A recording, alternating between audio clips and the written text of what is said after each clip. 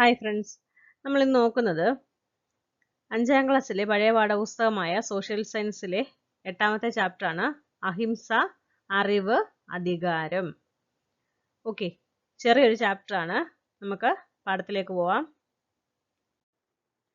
ഇവിടെ വൈലോപ്പിള്ളിയുടെ ഒരു ചെറിയ കവിത കൊടുത്തിട്ടുണ്ട്. നമുക്കതൊന്ന് വായിച്ചു നോക്കാം. കാടും പടലും വെണ്ണീരാക്കി കനകക്കതിരിനു വളമേകി കഠിനമിരുമ്പു കുഴമ്പാക്കി പല കരുനിര വാർത്തു പണിക്കേകി അറിവിൻ തിരികൾ കൊളുത്തി കലകൾക്കാവേശത്തിൻ ചൂടേകി മാലോടിഴയും മർത്യാത്മാവിനു മേലോട്ടുയരാൻ ചിറകുതകി. അപ്പോൾ ഇവിടെ ഒരു കവിത കൊടുത്തിട്ടുണ്ട്. ഈ കവിതയിൽ എന്താ പറയുന്നത്? ഇന്ത്യയിൽ മനുഷ്യജീവിതം പുരോഗമിച്ചത് എപ്രകാരമായിരുന്നു എന്നാണ് ഈ ഒരു കവിതയിൽ പറയുന്നത്. ഇവിടെ എന്താ പറയുന്നേ? കാടുകൾ വെട്ടി അവർ തീയിട്ട് വെണ്ണീരാക്കി എന്ന് പറയുന്നുണ്ട്. പിന്നെന്താ പറയുന്നത്? അവർ കൃഷി ചെയ്യുന്നതിനെ കുറിച്ച് പറയുന്നുണ്ട്. അവർ ഇരുമ്പ് ആയുധങ്ങൾ ഉപയോഗിച്ചതിനെ കുറിച്ച് പറയുന്നുണ്ട്. അവർക്ക് അറിവായതിനെ കുറിച്ച്, അവരുടെ അറിവിൻ്റെ വികാസത്തെക്കുറിച്ച് പറയുന്നുണ്ട്. പിന്നെന്താ പറയുന്നത്? കലകളുടെ വളർച്ചയെക്കുറിച്ച് പറയുന്നുണ്ട്. പിന്നീട് എന്താണ്? നല്ല രീതിയിൽ മേലോട്ട് ഉയരുകയാണെന്നാണ് പറയുന്നത്. ഓക്കെ, ഗംഗാ സമതലത്തിലേക്കുള്ള ആര്യന്മാരുടെ മുന്നേറ്റം നമ്മൾ ചർച്ച ചെയ്തിട്ടുണ്ട്. ആര്യന്മാരുടെ വ്യാപനത്തെ തുടർന്ന് BC 6ാം നൂറ്റാണ്ടോടുകൂടി ഗംഗാ സമതലത്തിൽ കാർഷിക മേഖലകൾ രൂപം കൊണ്ടു. കൈമാറ്റ കേന്ദ്രങ്ങളും പട്ടണങ്ങളും അടങ്ങിയ അവ ജനപദങ്ങൾ എന്ന് അറിയപ്പെട്ടു. ഇത്തരം ജനപദങ്ങൾ ഗോദാവരി തടം വരെ വ്യാപിച്ചിരുന്നു. അവയിൽ 16 ശക്തിയാർജിച്ചു. അവയെ മഹാജനപദങ്ങൾ എന്ന് വിളിച്ചു. അതിൽ പ്രധാനപ്പെട്ടതായിരുന്നു മഗധ. ഓക്കെ, ഇവിടെ കണ്ട് മഗധ എവിടാന്നാ കാണിച്ചേക്കുന്നത്? ഭൂപടത്തില് മഗധ നമുക്കിവിടെ കാണാനായിട്ട് സാധിക്കും. കണ്ടോ? മഗധ. മഹാജനപദങ്ങൾ എന്ന് പറഞ്ഞാൽ എന്താണ്? മഗധ, അംഗം, വജ്ജി, മല്ല, കാശി, വത്സം, കോസലം, ചേതി, പാഞ്ചാലം, അശ്മകം, അവന്തി, ശുരസേന, കുരു, മാത്സ്യം, ഗാന്ധാരം, കമ്പോജം എന്നിവയായിരുന്നു 16 മഹാജനപദങ്ങൾ. ഓക്കെ, വൻതോതിൽ ഇരുമ്പയിര് നിക്ഷേപമുള്ള പ്രദേശമായിരുന്നു മഗധ. വൻതോതിൽ ഇരുമ്പയിര് നിക്ഷേപമുള്ള പ്രദേശമായിരുന്നു മഗധ. മഗധയുടെ വളർച്ചയിൽ പ്രധാന പങ്കു വഹിച്ചത് എന്തായിരുന്നു? ഇരുമ്പായുധങ്ങളുടെയും ഉപകരണങ്ങളുടെയും ഉപയോഗമായിരുന്നു. ഗംഗാതടത്തിലെ ഇടതൂർന്ന കാടുകൾ വെട്ടിത്തെളിക്കാൻ ഇരുമ്പുകൊണ്ടുള്ള മഴു സഹായകമായി. ഇരുമ്പ് കലപ്പ ഉപയോഗിച്ച് നിലം ഉഴുതുമറിക്കാൻ കഴിഞ്ഞു. ഇതിന്റെ ഫലമായി കാർഷികോൽപാദനം വർദ്ധിച്ചു. തുടർന്ന് വാണിജ്യരംഗത്തുണ്ടായ പുരോഗതി നഗരങ്ങളുടെ വളർച്ചയ്ക്ക് ഇടയാക്കി. കാർഷിക രംഗത്തും വാണിജ്യരംഗത്തും ഉണ്ടായ മുന്നേറ്റത്തിലൂടെ മഗധ സാമ്പത്തികമായി അഭിവൃദ്ധി പ്രാപിച്ചു. വലിയൊരു സൈന്യത്തെ രൂപീകരിക്കാനും ചുറ്റുമുള്ള പ്രദേശങ്ങൾ കീഴടക്കാനും മഗധയിലെ സമ്പദ്സമൃദ്ധി രാജാക്കന്മാരെ സഹായിച്ചു. വ്യത്യസ്ത കാലങ്ങളിൽ മഗധ ഭരിച്ച ഭരണാധികാരികൾ മറ്റ് മഹാജനപദങ്ങളെ മഗധയോട് കൂട്ടിച്ചേർത്തു. ഇങ്ങനെ മഗധ വിശാലമായ ഒരു രാജ്യമായി മാറി. ഓക്കെ, അഹിംസ. നോക്കിക്കേ, ഇവിടെ ഒരു വിളംബരം കൊടുത്തിട്ടുണ്ട്. നമുക്കൊന്ന് വായിച്ചു നോക്കാം. ഇത് രാജാജ്ഞയാകുന്നു. യജ്ഞത്തിനായിട്ട് പ്രാണേഹിംസ മേലിൽ പാടില്ല. ജീവരക്തം ചൊരിഞ്ഞുള്ള ഒരാചാരവും ഇവിടെ വേണ്ട. മാംസം കൊണ്ടുള്ള പൂജ വേണ്ട. അറിവ് നേടുക, അതാണ് ജീവിതം. ദയുള്ളവനെ ദയ കിട്ടൂ എന്ന് ധരിപ്പിക്കുകയാണ് ഈ വിളംബരം. ഇത് രാജാജ്ഞ. മഗധയിലെ ഭരണാധികാരിയായിരുന്ന ബിംബിസാരന്റെ വിളംബരമാണിത്. എന്തായിരിക്കാം ഇത്തരമൊരു വിളംബരത്തിന് അദ്ദേഹത്തെ പ്രേരിപ്പിച്ചതെന്ന് നോക്കാം. ഒരു രാജ്യമെന്ന നിലയിലുള്ള മഗധയുടെ വളർച്ചയിൽ കാർഷിക പുരോഗതി വഹിച്ച പങ്ക് നാം മനസ്സിലാക്കി. കന്നുകാലികളായിരുന്നു കാർഷിക മേഖലയുടെ അടിത്തറ. നിലം ഉഴുന്നതിനും വളത്തിനും കാലികൾ ആവശ്യമായിരുന്നു. എന്നാൽ യാഗങ്ങളുടെ ഭാഗമായി വൻതോതിൽ കന്നുകാലികളെ കൊന്നൊടുക്കിയത് കൃഷിയെ പ്രതികൂലമായി ബാധിച്ചു. ഈ പശ്ചാത്തലത്തിലാണ് ബിംബിസാരൻ ഇത്തരമൊരു വിളംബരം പുറപ്പെടുവിച്ചത്. നമ്മൾ കഴിഞ്ഞ ചാപ്റ്ററിലൊക്കെ വായിച്ചിട്ടുണ്ടായിരുന്നു അല്ലേ? എല്ലാവർക്കും എന്താണ്, കന്നുകാലികളെ വളരെ ആവശ്യമായിരുന്നു. അതിനു വേണ്ടിയിട്ട് അവർ യുദ്ധങ്ങളൊക്കെ ചെയ്തിട്ടുണ്ടായിരുന്നു അല്ലേ? പിന്നെന്താണ്, പിന്നീട് അവർ കന്നുകാലികളെ എന്ത് ചെയ്യുന്നുണ്ട്, ബലി കൊടുക്കുന്നതായിട്ട് നമ്മൾ ലാസ്റ്റിൽ കണ്ടായിരുന്നു. അപ്പോൾ ഇതിനെതിരെയായിട്ടാണ് എന്ത് ചെയ്തത്, ബിംബിസാരൻ വിളംബരം പുറപ്പെടുവിച്ചത്. എന്താണ്, ഇങ്ങനെയുള്ള പ്രാണിഹിംസയൊന്നും വേണ്ടാന്ന് അദ്ദേഹം വിളംബരം ചെയ്തു. ഇതേ കാലഘട്ടത്തിലാണ് സമൂഹത്തിൽ നിലനിന്ന അസമത്വങ്ങൾക്കെതിരായി ജൈനമതവും ബുദ്ധമതവും ആവിർഭവിച്ചത്. ഏതൊക്കെയാണ്? ജൈനമതവും ബുദ്ധമതവും. വർദ്ധമാന മഹാവീരൻ പ്രചരിപ്പിച്ച ജൈനമതവും ഗൗതമ ബുദ്ധൻ സ്ഥാപിച്ച ബുദ്ധമതവും അഹിംസയ്ക്ക് പ്രാധാന്യം നൽകി. അപ്പോൾ ജൈനമതം സ്ഥാപിച്ചത് ആരാണ്? വർദ്ധമാന മഹാവീരനാണ്. അതുപോലെ തന്നെ ബുദ്ധൻ സ്ഥാപിച്ചത് എന്താണ്? ബുദ്ധമതമാണ്. ഓക്കെ, ഗൗതമ ബുദ്ധൻ. ഇവർ രണ്ടുപേരും എന്തിനാണ് പ്രാധാന്യം നൽകിയത്? അഹിംസയ്ക്കാണ് പ്രാധാന്യം നൽകിയത്. വ്യാപകമായ മൃഗബലിയാണ് അഹിംസ പ്രചരിപ്പിക്കാൻ മഹാവീരനെയും ബുദ്ധനെയും പ്രേരിപ്പിച്ചത്. അപ്പോൾ ആ സമയത്ത് വ്യാപകമായിട്ട് മൃഗബലി ഉണ്ടായിരുന്നു. അപ്പോൾ ഇങ്ങനെ മൃഗബലി നടത്തുന്നത് കൊണ്ടാണ് അവര് അഹിംസ പ്രചരിപ്പിക്കാൻ അവര് തയ്യാറായത്. നോക്കിക്കേ, ഇവിടെ മഹാവീരന്റെ പ്രതിമയും അതുപോലെ തന്നെ ബുദ്ധന്റെ പ്രതിമയും കാണിച്ചിട്ടുണ്ട്. നോക്കിക്കേ, സാധാരണക്കാരന്റെ ഭാഷയിലായിരുന്നു അവർ ആശയങ്ങൾ പ്രചരിപ്പിച്ചത്. ഇത് സാധാരണക്കാരന് മനസ്സിലാവട്ടെ. അപ്പോൾ സാധാരണക്കാർക്ക് മനസ്സിലാവുന്ന രീതിയിലാണ് അവരുടെ ആശയങ്ങൾ പ്രചരിപ്പിച്ചത്. മഹാവീരൻ ഉപയോഗിച്ച ഭാഷ ഏതാണ്? പ്രാകൃതായിരുന്നു. മഹാവീരൻ ഉപയോഗിച്ച ഭാഷ ഏതാണ്? പ്രാകൃതായിരുന്നു. ബുദ്ധൻ പാലി ഭാഷ ഉപയോഗിച്ചു. ബുദ്ധൻ ഉപയോഗിച്ച ഭാഷ ഏതാണ്? പാലി ഭാഷയാണ് ബുദ്ധൻ ഉപയോഗിച്ചത്. രാജകുടുംബത്തിൽ വളർന്ന ബുദ്ധനും മഹാവീരനും എല്ലാ സുഖസൗകര്യങ്ങളും ലഭിച്ചിരുന്നു. ഇവര് രാജകുടുംബത്തിൽ വളർന്നവരാണ്. അവർക്ക് എല്ലാ സുഖസൗകര്യങ്ങളും ലഭിച്ചിരുന്നു. എന്നാൽ സാധാരണ ജനങ്ങളുടെ കഷ്ടതകൾ അവരെ അസന്തുഷ്ടരും അസ്വസ്ഥരുമാക്കി. ജനങ്ങളുടെ ദുരിതങ്ങൾക്കുള്ള ആശ്വാസ മാർഗങ്ങളാണ് അവര് അന്വേഷിച്ചത്. അവർക്ക് കിട്ടിയ സുഖങ്ങളൊന്നും അവർക്ക് വേണ്ടായിരുന്നു. അവര് ജനങ്ങളുടെ സുഖത്തെക്കുറിച്ചും അവരുടെ ബുദ്ധിമുട്ടുകളെ കുറിച്ചുമാണ് അവര് ചിന്തിച്ചത്. ഓക്കെ, നോക്കിക്കേ, ജൈനമത തത്വങ്ങളും ബുദ്ധമത തത്വങ്ങളും. ജൈനമത തത്വങ്ങൾ എന്ന് പറഞ്ഞാൽ ശരിയായ ജ്ഞാനം, ശരിയായ വിശ്വാസം, ശരിയായ പ്രവൃത്തി. ബുദ്ധമത തത്വങ്ങൾ എന്ന് പറഞ്ഞാൽ ഇഹലോക ജീവിതം ദുഃഖപൂർണമാണ്, ആഗ്രഹങ്ങളാണ് ദുഃഖത്തിന് കാരണം, ആഗ്രഹങ്ങളെ ഇല്ലാതാക്കിയാൽ ദുഃഖങ്ങളെ ഇല്ലാതാക്കാം, അഷ്ടാംഗമാർഗം അനുഷ്ഠിക്കുക വഴി ആഗ്രഹങ്ങളെ ഇല്ലാതാക്കാം. അഷ്ടാംഗമാർഗം എന്ന് പറഞ്ഞാൽ എന്താന്ന് നോക്കാം. ബുദ്ധമത തത്വങ്ങളിൽ പ്രധാനപ്പെട്ട ഒന്നാണ് അഷ്ടാംഗമാർഗം. അഷ്ടാംഗമാർഗം അനുഷ്ഠിക്കുന്നതിലൂടെ ആഗ്രഹങ്ങളെ ഇല്ലാതാക്കാമെന്ന് ബുദ്ധൻ അനുയായികളെ ഉദ്ബോധിപ്പിച്ചു. ശരിയായ നിരീക്ഷണം, ശരിയായ തീരുമാനം, ശരിയായ വാക്ക്, ശരിയായ ജീവിത മാർഗം, ശരിയായ പ്രവൃത്തി, ശരിയായ പരിശ്രമം, ശരിയായ സ്മരണ, ശരിയായ ധ്യാനം തുടങ്ങിയവയായിരുന്നു അഷ്ടാംഗ മാർഗം. ഓക്കെ, ഇനി എന്താ പറഞ്ഞേക്കുന്നത്? എന്തുകൊണ്ടാണ് ജൈന ബുദ്ധ മതങ്ങൾ അഹിംസയ്ക്ക് പ്രാധാന്യം നൽകിയത്? എന്തുകൊണ്ടാണ്? സാമൂഹിക അസമത്വത്തെയും മൃഗബലിയെയും എതിർത്തതും പ്രാദേശിക ഭാഷകൾ ഉപയോഗിച്ചതുമാണ് ജൈനമത ബുദ്ധമതങ്ങളുടെ വളർച്ചയ്ക്ക് വഴിയൊരുക്കിയത്. ഓക്കെ, ശരി. അധികാരം വളരുന്നു. ഇവിടെ ഒരു ചിത്രം കാണിച്ചിട്ടുണ്ട്. ഈ ചിത്രം എന്താണ്? നമ്മൾ കണ്ടിട്ടുള്ള ചിത്രമാണ് അല്ലേ? നമ്മൾ ഇത് എവിടെയൊക്കെ കണ്ടിട്ടുണ്ട്? നമ്മൾ നാണയങ്ങളിലൊക്കെ കണ്ടിട്ടുണ്ട് അല്ലേ? ഓക്കെ, നോക്കിക്കേ, എന്താണെന്ന് നോക്കിക്കേ. ഇത് നമ്മുടെ ദേശീയ മുദ്രയാണ്. നമ്മുടെ ദേശീയ മുദ്രയാണ് ഇത്. അശോക ചക്രവർത്തി സാരനാഥിൽ സ്ഥാപിച്ച സ്തംഭത്തിൽ നിന്നാണ് ഈ മുദ്ര എടുത്തിട്ടുള്ളത്. അതിലുള്ള അശോക ചക്രമാണ് നമ്മുടെ ദേശീയ പതാകയുടെ മധ്യത്തിൽ കാണുന്നത്. ഓക്കെ, മഗധ കേന്ദ്രമാക്കി വളർന്നു വന്ന മൗര്യ രാജവംശത്തിലെ പ്രധാന രാജാവായിരുന്നു അശോകൻ. ചന്ദ്രഗുപ്ത മൗര്യനാണ് മൗര്യ രാജവംശം സ്ഥാപിച്ചത്. ചന്ദ്രഗുപ്ത മൗര്യനാണ് മൗര്യ രാജവംശം സ്ഥാപിച്ചത്.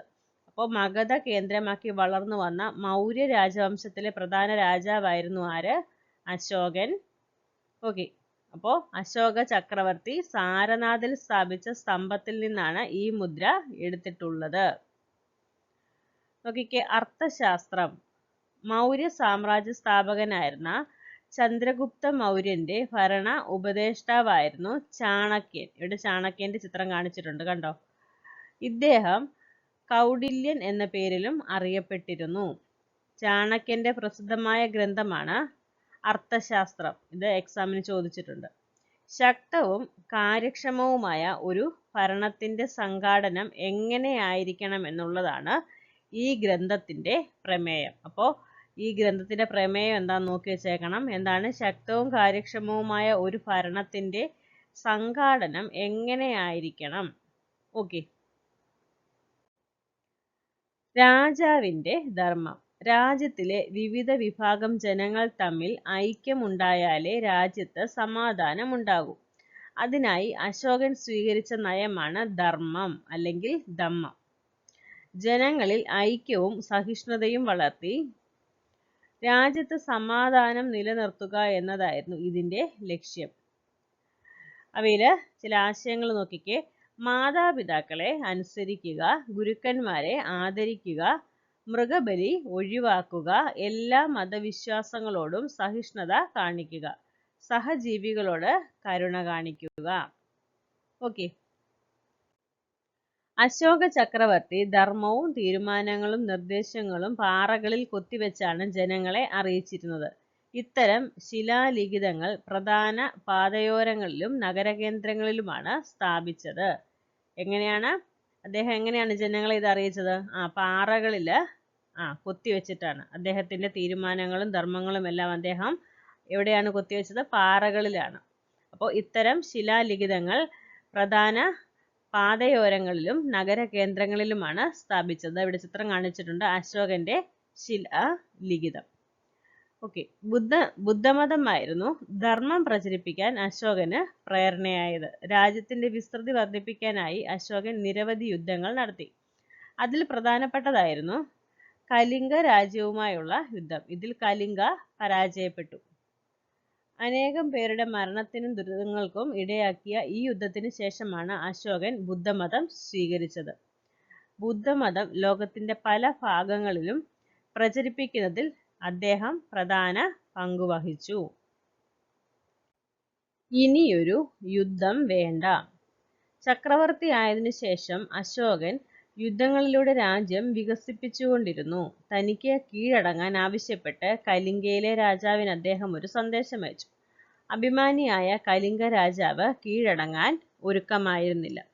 261 BC-യിൽ അശോകൻ കലിംഗയെ കീഴ്പ്പെടുത്താൻ പുറപ്പെട്ടു. സ്വാതന്ത്ര്യസ്നേഹികളായ കലിംഗയിലെ ജനങ്ങൾ ഒറ്റക്കെട്ടായി അശോകന്റെ ആക്രമണത്തെ പ്രതിരോധിച്ചു. അശോകന്റെ പ്രതീക്ഷയ്ക്ക് വിരുദ്ധമായി കലിംഗ പലപ്പോഴും വിജയത്തിന്റെ വക്കിലെത്തി. എന്നാൽ അന്തിമ വിജയം അശോകന് തന്നെയായിരുന്നു. യുദ്ധക്കളം ഇരുപക്ഷത്തെയും സൈനികരുടെ മൃതദേഹങ്ങൾ കൊണ്ട് നിറഞ്ഞു.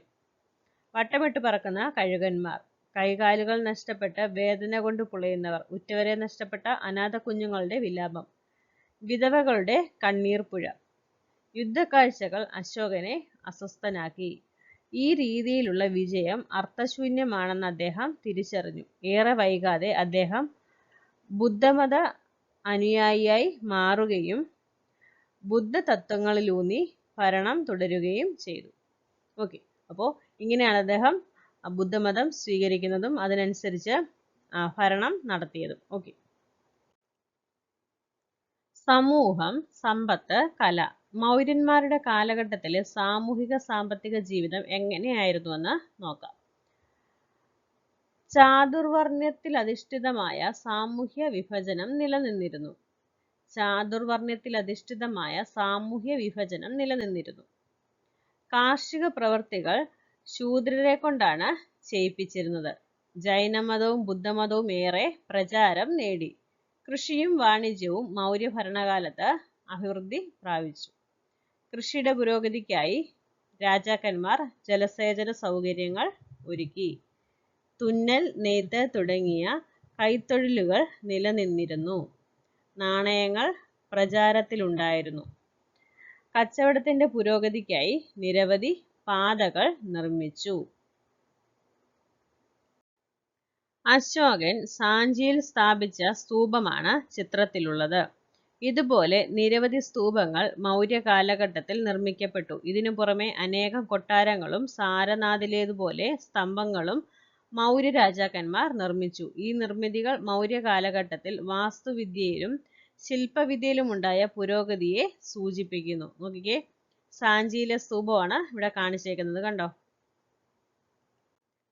കാലം മാറുന്നു.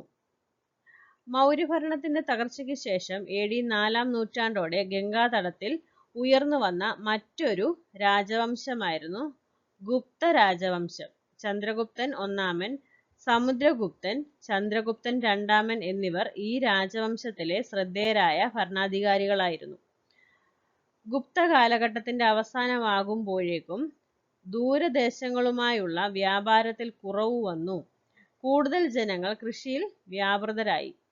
അക്കാലത്ത് രാജാക്കന്മാർ പുരോഹിതന്മാർക്കും ആരാധനാലയങ്ങൾക്കും വൻതോതിൽ ഭൂമി ദാനമായി നൽകി. പുരോഹിതന്മാർ കർഷകരെ കൊണ്ട് ഇവിടങ്ങളിൽ കൃഷി ചെയ്യിപ്പിച്ചു. സാമൂഹിക അസമത്വം വർദ്ധിച്ചു. ബുദ്ധമതത്തിന്റെയും ജൈനമതത്തിന്റെയും പ്രാധാന്യം കുറഞ്ഞു. അറിവിന്റെ വികാസം. ഗുപ്തകാലത്ത് സംസ്കൃത ഭാഷയിൽ നിരവധി കൃതികൾ രചിക്കപ്പെട്ടു. അക്കാലത്തെ സാഹിത്യകാരന്മാരിൽ പ്രധാനിയായിരുന്നു കാളിദാസൻ. അഭിജ്ഞാനശാകുന്തളം, മേഘസന്ദേശം, കുമാരസംഭവം എന്നിവ അദ്ദേഹത്തിന്റെ പ്രധാന കൃതികളാണ്. നോക്കിക്കേ, നവരത്നങ്ങൾ. ചന്ദ്രഗുപ്തൻ രണ്ടാമന്റെ കൊട്ടാരത്തിൽ ജീവിച്ചിരുന്ന 9 പണ്ഡിതന്മാർ എങ്ങനെ അറിയപ്പെട്ടത്? നവരത്നങ്ങൾ എന്ന് അറിയപ്പെട്ടു. കാളിദാസൻ, ഗഡകർപ്പരൻ, ക്ഷപണകൻ, വരരുചി, വരാഹമിഹിരൻ, വേതാളഭട്ടൻ, ധനന്വരി, അമരസിംഹൻ, ശങ്കു എന്നിവരായിരുന്നു അവർ. നോക്കിക്കേ, ഇവിടെ ചിത്രത്തിൽ കാണുന്ന എന്താണ്? മെഹ്റൗളിലെ ഇരുമ്പ് തൂണാണ്. നമുക്ക് അതിനെക്കുറിച്ച് നോക്കാം. ഇന്ന് ഡൽഹിക്ക് സമീപമുള്ള മെഹ്റൗളിൽ സ്ഥിതി ചെയ്യുന്ന ഈ തൂൺ പണി കഴിപ്പിച്ചത് ചന്ദ്രഗുപ്തൻ രണ്ടാമന്റെ കാലത്താണ്. കൊടും ചൂടും മഴയും കനത്ത മഞ്ഞും ഏറ്റിട്ടും ഇന്നും തുരുമ്പ് പിടിക്കാതെ ഇത് അവിടെ നിലനിൽക്കുന്നുണ്ട്. ഗുപ്ത കാലഘട്ടത്തിലെ ഉരുക്ക് സംസ്കരണത്തിന്റെ മികവ് തെളിയിക്കുന്നതാണ് ഈ ഇരുമ്പ് തൂൺ. ഗുപ്തകാലത്ത് ശാസ്ത്രരംഗത്ത് മികച്ച സംഭാവനകൾ നൽകിയ ചിലരാണ് വരാഹമിഹിരൻ, ബ്രഹ്മഗുപ്തൻ, ഭാസ്കരാചാര്യർ, ആര്യഭട്ടൻ തുടങ്ങിയവർ. ഇവരിൽ വരാഹമിഹിരൻ, ബ്രഹ്മഗുപ്തൻ എന്നിവർ ജ്യോതിശാസ്ത്രത്തിലും ഭാസ്കരാചാര്യർ ഗണിതശാസ്ത്രത്തിലും ആര്യഭട്ടൻ ജ്യോതിശാസ്ത്രത്തിലും ഗണിതശാസ്ത്രത്തിലും ശ്രദ്ധേയമായ സംഭാവനകൾ നൽകി. നോക്കിക്കേ, ഗുപ്തകാലത്ത് ജീവിച്ചിരുന്ന ശ്രദ്ധേയരായ ചില വ്യക്തികളുടെ പേരുകളാണ് ഇവിടെ കാണിച്ചേക്കുന്നത്. അവരേതൊക്കെ മേഖലകളിലാണ് പ്രശസ്തരായത് നോക്കിക്കേ. ആര്യഭട്ടൻ ജ്യോതിശാസ്ത്രം, ഗണിതം. കാളിദാസൻ സാഹിത്യം. വരാഹമിഹിരൻ ജ്യോതിശാസ്ത്രം. ഭാസ്കരാചാര്യർ ഏതാണ്? ഗണിതശാസ്ത്രമാണ്. ബ്രഹ്മഗുപ്തൻ ജ്യോതിശാസ്ത്രമാണ്. ഓക്കെ. പുരാതന ഇന്ത്യയിലെ പ്രസിദ്ധമായ വിദ്യാഭ്യാസ കേന്ദ്രമായിരുന്ന നളന്ദ സർവകലാശാലയുടെ ശേഷിപ്പാണ് ചിത്രത്തിൽ കാണുന്നത്. ഗുപ്തകാലത്താണ് സ്ഥാപിച്ചത്. ഏഷ്യയുടെ വിവിധ ഭാഗങ്ങളിൽ നിന്ന് ഇവിടേക്ക് വിദ്യാർത്ഥികൾ എത്തിയിരുന്നു. 10,000-കണക്കിന് വിദ്യാർത്ഥികളും 100ഓളം അധ്യാപകരും അവിടെ ഉണ്ടായിരുന്നു. കണ്ടോ? നളന്ദ സർവകലാശാലയുടെ ശേഷിപ്പാണത്. ഓക്കെ. നോക്കിക്കേ, മൗര്യകാലത്തും ഗുപ്തകാലത്തും അറിവിന്റെ വിവിധ രംഗങ്ങളിലുണ്ടായ പുരോഗതിയെ സൂചിപ്പിക്കുന്ന ചിത്രങ്ങളാണ് ഇവിടെ കാണിച്ചേക്കുന്നത്. അപ്പോൾ നമുക്ക് ഓരോന്നും നോക്കാം. ആദ്യത്തേത് എന്താണ്? ഏത് മേഖലയുമായി ബന്ധപ്പെട്ടതാണ്? ശില്പവിദ്യയുമായിട്ട് ബന്ധപ്പെട്ടതാണ്. അടുത്തതോ? അടുത്തത് എഴുത്തുവിദ്യയുമായിട്ട് ബന്ധപ്പെട്ടതാണ്. അടുത്തത് വാസ്തുവിദ്യയാണ്. പിന്നീട് ശില്പവിദ്യ. അടുത്തത് എന്താണ്? ഇത് വിദ്യാഭ്യാസവുമായി ബന്ധപ്പെട്ട മേഖലയാണ്. ഓക്കെ. മഗധയുടെ വളർച്ച മുതൽ ഗുപ്തകാലം വരെയുള്ള സാമൂഹ്യ മാറ്റങ്ങളാണ് നമ്മൾ ചർച്ച ചെയ്തത്. അതിൽ പ്രധാനപ്പെട്ടവ ഏതൊക്കെയാണ്? കൃഷി വിപുലമായതോടെ കാർഷിക ഉൽപാദനം വർദ്ധിച്ചു. കൃഷിയും അതുമായി ബന്ധപ്പെട്ട തൊഴിലുകളും നിരവധി പുതിയ അറിവുകളും സൃഷ്ടിച്ചു. സാമൂഹ്യ അസമത്വങ്ങൾക്കെതിരായി ഉയർന്നു വന്ന ആശയങ്ങൾ സമൂഹത്തെയും രാജ്യഭരണത്തെയും സ്വാധീനിച്ചു. ശാസ്ത്രം, കല, സാഹിത്യം എന്നീ മേഖലകളിൽ ഉണ്ടായ മാറ്റങ്ങളെ ഭരണാധികാരികൾ പ്രോത്സാഹിപ്പിച്ചു. അപ്പോൾ നമ്മുടെ ഒരു ചാപ്റ്റർ കഴിഞ്ഞിട്ടുണ്ട്. ചെറിയൊരു ചാപ്റ്റർ ആണ്. അത്യാവശ്യം മനസ്സിലാക്കാനുള്ള കാര്യങ്ങളേ ഉള്ളൂ. ഈ ഒരു ക്ലാസ് നിങ്ങൾക്ക് ഉപകാരപ്പെട്ടു എന്ന് വിശ്വസിക്കുന്നു. Okay, thank you.